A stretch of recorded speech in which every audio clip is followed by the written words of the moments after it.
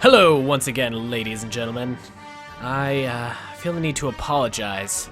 I've not been the best emperor recently, and some of you will agree with me. I've been wondering why there's been so much insurgency, and the answer is I just haven't put my foot down enough. You know, you'd think systematically conquering planets and, you know, like destroying their infrastructure and enslaving their populations, that would be a pretty good way to garner some respect, but boy would I be wrong, apparently. So, because these guys, higher than average credit production, you know what? No, I'm gonna make an example out of them. Because these guys have been butts recently, I'm gonna blow up a planet. I've been failing in my duties as the Emperor. Control achieved. There's really just nothing for it.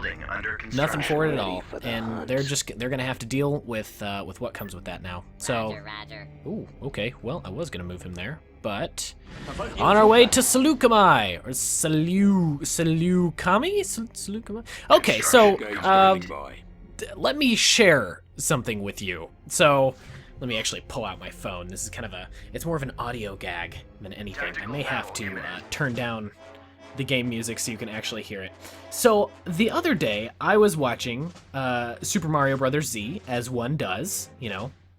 I hope you guys watch that series because it's amazing, and it's a reboot of something that used to be on Newgrounds. Now, pardon me, most of you are probably too young to remember Newgrounds, and that's okay.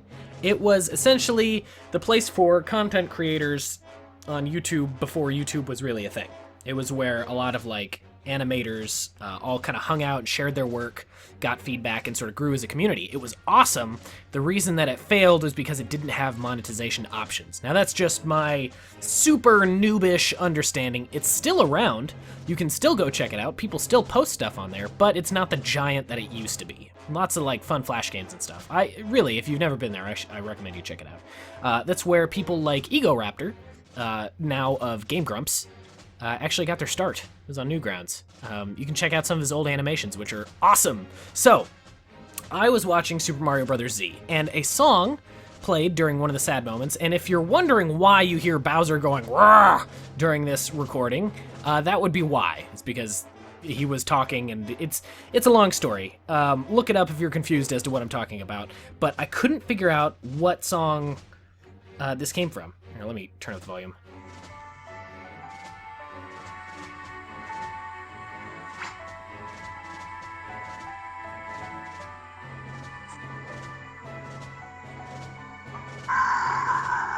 That's the Bowser bit I was talking about.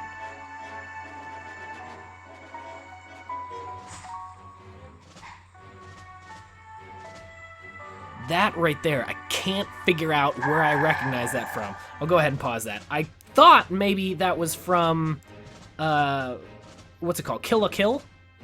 I thought maybe that was like one of the piano refrains there, but I tried looking up the playlist for Kill la Kill, and I couldn't find anything that sounded similar. So, using the magic of technology, I used Shazam. Now, those of you that are not familiar with Shazam, it's an app that you can put on your phone that listens to music, and it tells you what song it is. Now, let me go ahead and play the song that Shazam thought it was when it listened to it, and you'll hear the difference here pretty immediately. If it loads. Thank God. Oh my gosh, I'm 4 minutes into this video and I haven't done anything yet. Come on, load! Come on, there's people waiting! Okay, I think it's pretty safe to say that is not the song that was playing there. So, if you guys recognize that song, could you please tell me where it's from? Because for the life of me, I cannot figure it out. And I won't bother to play the other one, because I really don't want to get hit with another copyright strike. It seems so funny to me. How far off could that have been? I do not understand. Those are clearly different songs, yet somehow Shazam thought they were the same thing. And that is the magic of technology, ladies and gentlemen. So, I hope you guys enjoyed that little break from the usual Star Warsiness. Oh my God, not this crap again. Let's show these dissidents who rules this yeah, galaxy. Let's do that Remove thing their that he influence said. from the system by destroying all their defenses. So, I know, I recognize it, and it's driving me crazy. One of these days, I'm gonna be laying in bed, and I'm just going to, like, bolt upright and like hit my head on something and be like, it's from this! And I'll scream it out at like 3 o'clock in the morning, and everyone's gonna be really upset at me because I'm making so much noise early on. But it'll happen eventually, and I will be super satisfied because I actually figured out where it came from. If you can tell me, if you know the origins of that little piano refrain, please fill me in. It's driving me insane not being able to figure it out. If you can ease my burden, I will love you forever. I mean, I kind of already will, but, you know. Alright, there we go. Whatever. See, if I blow it up, though, then they're all just gonna escape. I need to capture some of these planets, right? You know what? No, screw it. We're gonna blow it up. I don't even feel bad. Oh, I love the beeps and the boops. I forgot it did that. Oh, the frame rate. Wow, slow motion laser. Yeah. Now it's just a bunch of flaming rocks. But you know what? That's okay. That's okay with me. I'm feeling pretty confident about this decision. For too long, the rebellion has been a thorn in my side and been total butts about this whole not dying thing. I don't know what their deal is with that, but I mean, if any of you guys know, please let me know. I'd appreciate it if they just sort of like keeled over. Just stopped this whole not being dead business. But they're really stubborn when it comes to that sort of thing, and I can't for the life of me figure out why. I mean, surely dying can't be that bad. The life of a rebel cannot be like all that it's just like, oh no, I refuse to die. I have a bunch of like cowering and running away to do.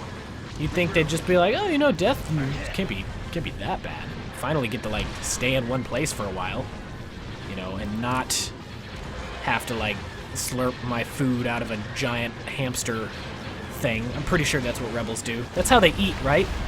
I think pretty sure that's how they reproduce too, but I'm not entirely sure.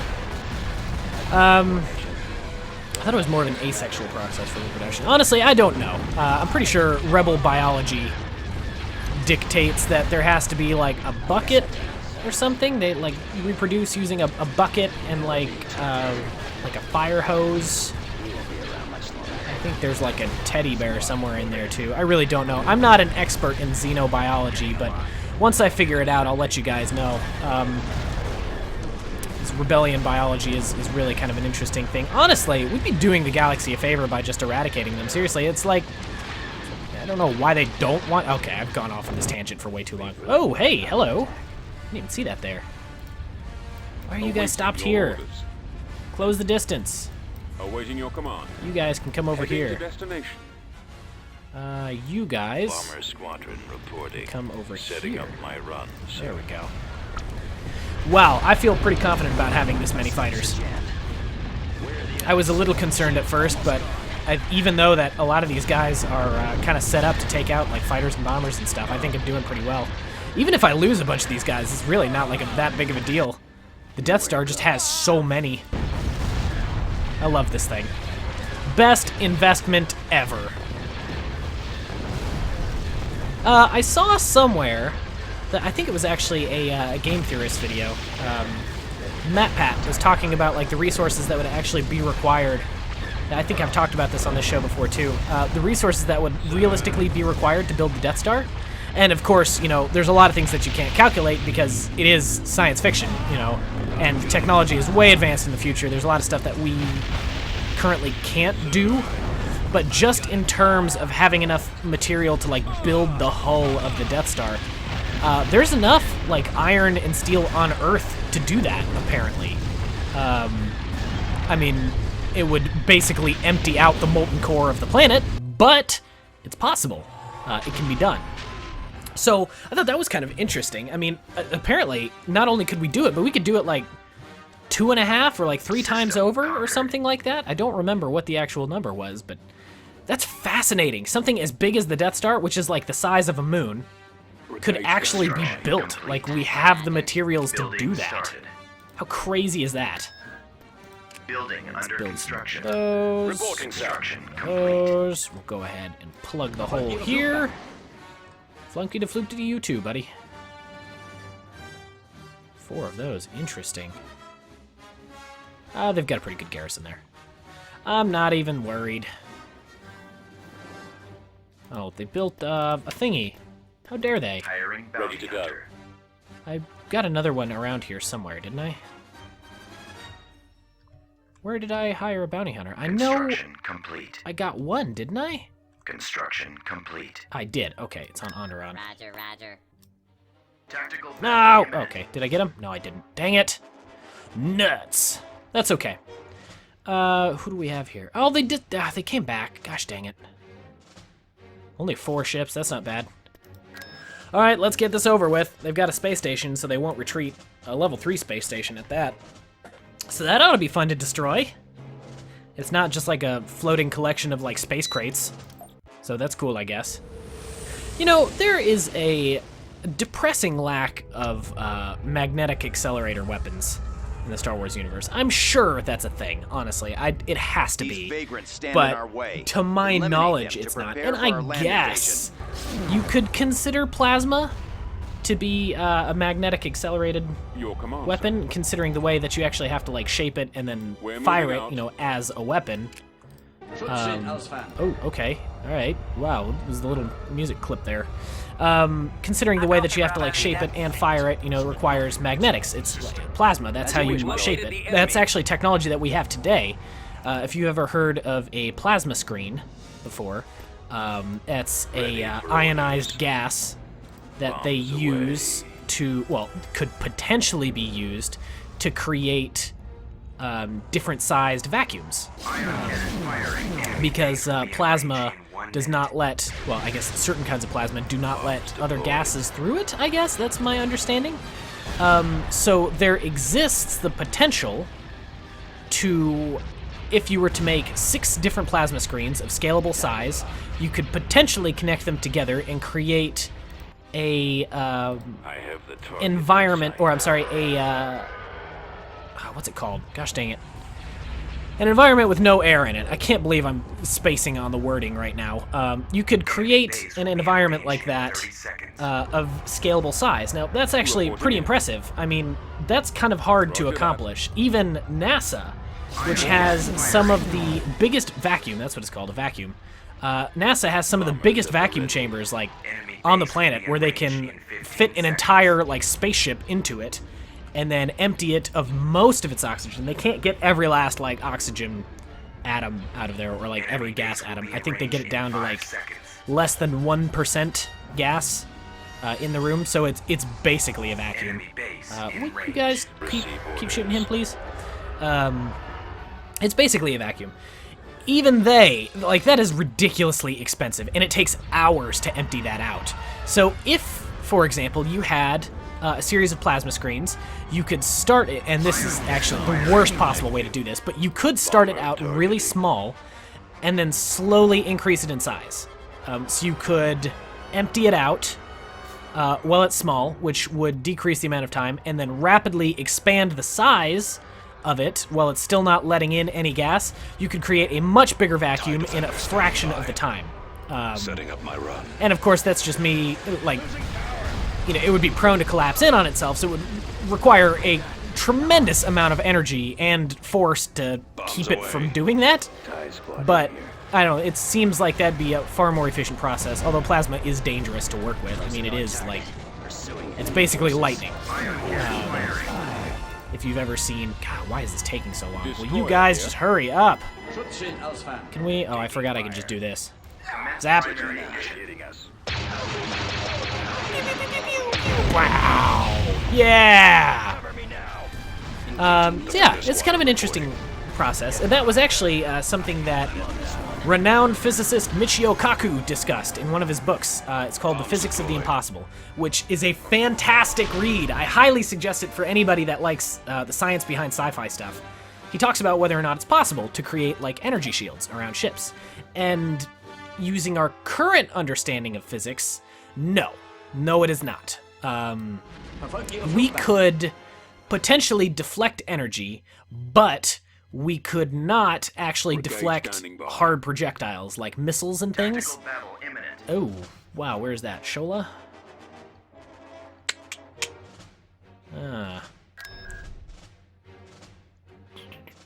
That's a pretty big fleet.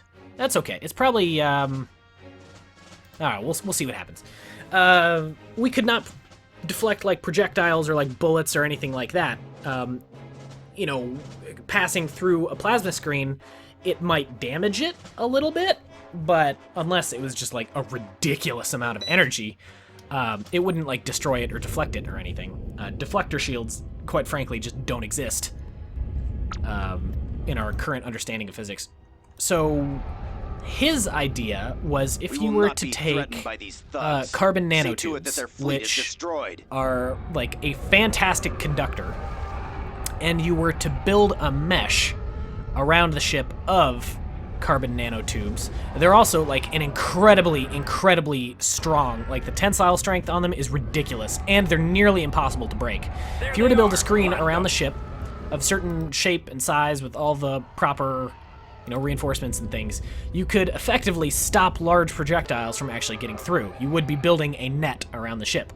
And then if you put a plasma window in front of that, then you could stop a lot of, like, energy projectiles and stuff and keep a lot of that other crap out away from your ship. Now, I guess I was waiting for more ships to actually spawn, but it's not going to happen. I should probably let them come to me on this one. Let's get you guys to switch weapons so we don't just, like, die immediately. So it's a really interesting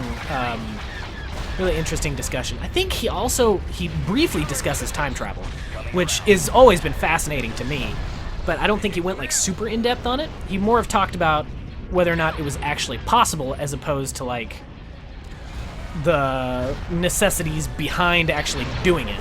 Like, for example, first of all, it couldn't just be a time machine. It would have to be a time and space machine. And the reasoning behind that is if any of you have any understanding of, like, astronomy, you know that the Earth is always moving really fast, and it's going really fast, really far, like, all the time. So if you were to go backwards in time, like, say, 3 days, the Earth would be in a different position. You would end up free-floating in space. Obviously, that's not good. You would still have your time machine, which I'm pretty sure would probably be, like, vacuum sealed, so, you know, you'd probably be fine. But you'd have to be able to move laterally through space as well, not just time.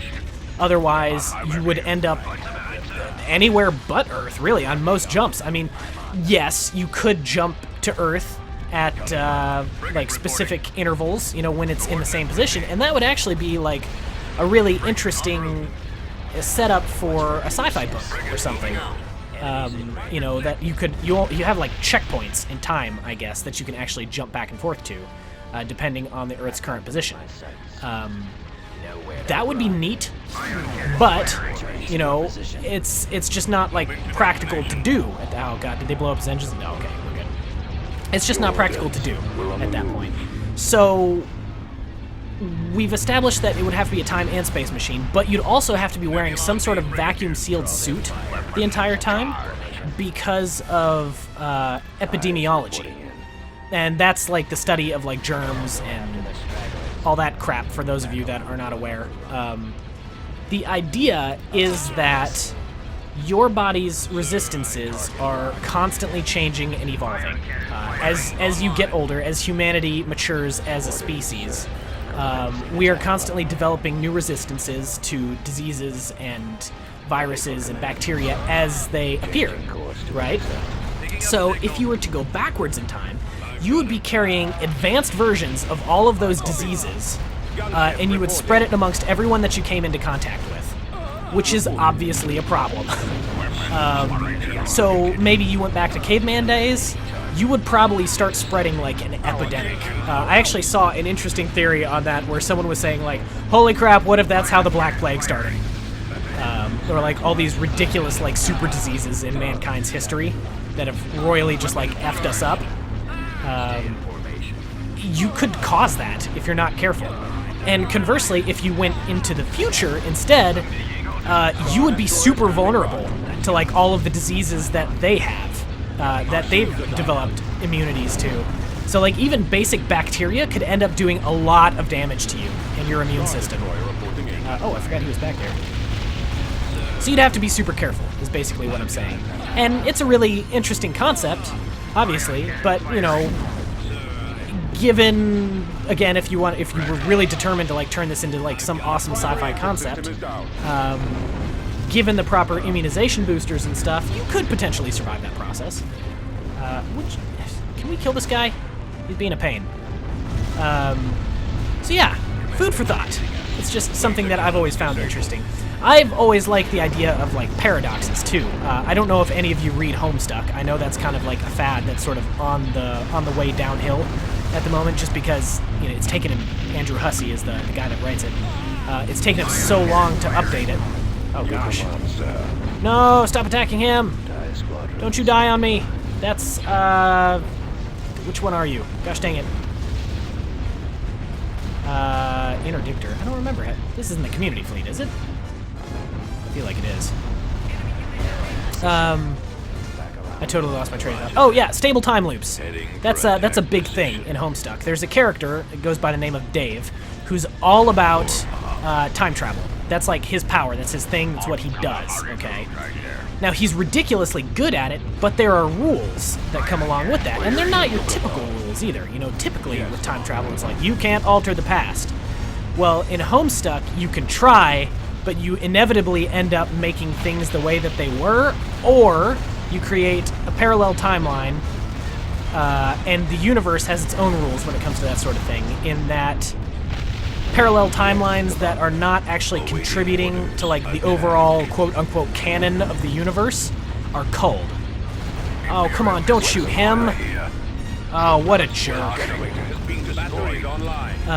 They're culled, so the characters are killed off systematically, if they're not actually, like, if it's like a losing universe, I guess, is the best way to describe it. So you risk creating multiple dead versions of yourself, or putting yourself into a parallel timeline where you are no longer the alpha version of you, and you get killed off. So the dead versions of you start to pile up if you muck with time too much, which happens a lot to him, actually. It's kind of depressing, kind of awesome at the same time. So to circumvent that, he has to create stable time loops. To sort of paraphrase how that works, I guess, he would... Oh, let's go ahead and do that. He would create... Or he would go back in time, but he would have to make sure to make himself go back in time, if that makes sense. Like, every time he goes back in time, he has to make sure that he does that. So if he sees a version of himself in the future that he hasn't gone to that point in time yet, he has to go back to that point in time yet, or he has to go back to that point in time somewhere in his own future and do whatever that guy did. Otherwise, he risks blowing things up, basically. Causing a lot of problems. Man, I can't believe I lost a ship. That really sucks. You know what? We're gonna capture this planet. Just as a big ol' FU. What do we have here? Oh. Forget that. Oh, they got away! Bummer. Wait, why did I put him there? Is there a reason for that? I feel like there was a reason for that. Okay. Let's, where are you? Construction complete. Get rid of that. was easy. There we go. It's like the Staples thing. That was easy. Anyways, I have rambled on about sci-fi, technology, and time travel for way too long. Join me next time for the invasion of Shola. God, I'm sorry, guys. I've just been rambling for like 20 minutes. I hope that doesn't bother anybody. Jeez. Okay, I'll see you next time, and yeah, have a great day, guys.